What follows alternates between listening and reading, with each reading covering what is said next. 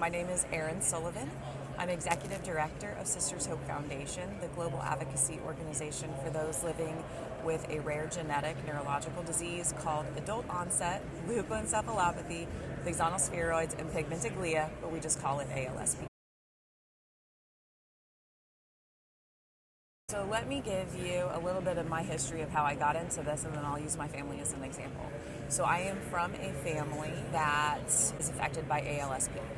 And we've been dealing with this for about 30 years. My grandmother was the first to exhibit symptoms early to mid-50s, and her symptoms initially presented as primarily cognitive, so confusion, getting lost on her way home from work, inability to manage finances. My aunt, so grandmother's daughter, became ill in early to mid-40s.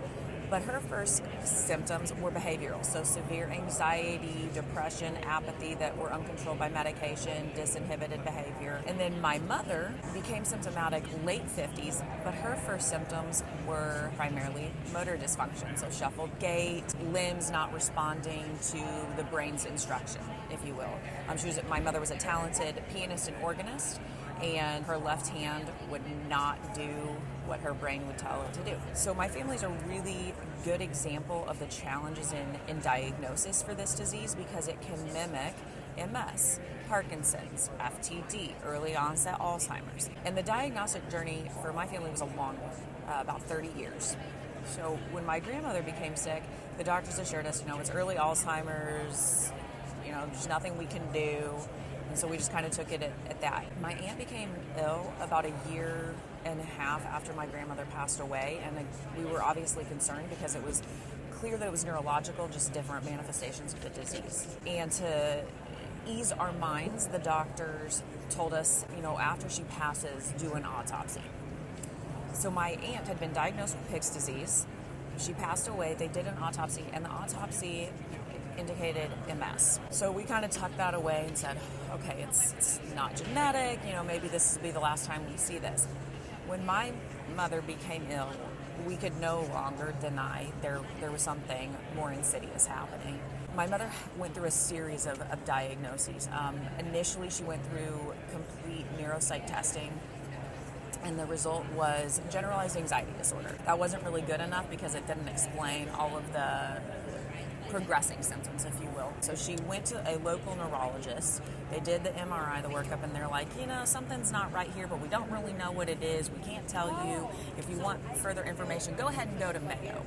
In the meantime, as we're waiting for Mayo, she's seeing endocrinologists and cardiologists and ophthalmologists, and a whole gamut of things, just kind of checking the boxes. We finally get up to Mayo. She was supposed to be up there for a couple of days. She had 1 day of testing. They said, definitely you have corticobasal degeneration. There's nothing we can do. Go live your life the best you can. She continued to progress, and a year after her initial visit with Mayo, I encouraged her and my father to go back up to Mayo for a second opinion to see a corticobasal degeneration specialist. Sure enough, he takes one look at her and her MRI and her medical files and said, clinically, you do look like you have corticobasal degeneration, but according to your scans, you do not, and it's time we do genetic testing. They ordered the FTD panel. All of those came back negative. He also knew to test the gene CSF1R. The insurance wouldn't pay for that because according to insurance, she was too old. She was outside of the kind of typical age of onset that we see. My parents made the decision to pay out of pocket, whole genome sequencing, and sure enough, it came back with a hit mutation in the CSF1R gene, and we finally had a correct diagnosis after about 30 years. So typical medications that would be used to treat the symptoms, anxiety, depression, we see that they're not really effective in our patients. About 30 to 40% of our patients suffer from seizures. All of my family members did, and they're not controlled well with medication. The Parkinson's symptoms are not generally controlled well with carbidopa-levodopa. There is an off-label bone marrow transplant option. However, our medical community is somewhat divided on the safety and efficacy of it, and we don't have many in our community who have undergone that, so data is scarce. The one thing we do know is if someone's going to go that route, it is better to do it early in disease progression, and many of our patients are diagnosed too late to really receive benefit.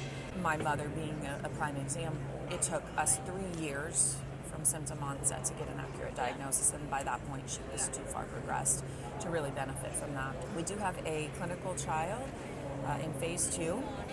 The data readout is coming in June, so fingers are crossed that that's a good possibility. And we also have some researchers looking at gene editing possibilities. I don't know if it's necessarily disease specific, but I would encourage doctors, primary care physicians, they're generally the first to see our patients, and then neurologists, to be open to genetic testing. It's unfortunately not an often used tool. When they see something abnormal, an abnormal presentation of FTD, an abnormal presentation of MS, an abnormal presentation of Alzheimer's, push deeper. Do the genetic test to give the family answers. And this is so important. And I'm going to give you another example from my family. We are now in the 3rd generation of this. So my grandmother, and then my aunt and my mother, and most recently my cousin was diagnosed. She was diagnosed because she took the courageous move to undergo genetic testing. She found out that she was a carrier, and again, she took the courageous step to be monitored. And in that appointment, we found out that she is symptomatic, but she's very, very early.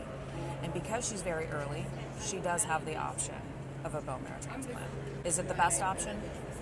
Maybe not, but it's an option. And so her journey, her story, isn't the same as grandma and her mom and my mom. We have an annual meeting for the ALSP community members, and it's really something special. We bring together patients, caregivers, clinicians, researchers, and biotech companies all in the same room, and I like to put it that our conference weaves together the humanity and the science. We're all equals at the table, and our patients get to know the doctors and the researchers, and conversely, our doctors and our researchers get to know our patients, and I think it's something really beautiful.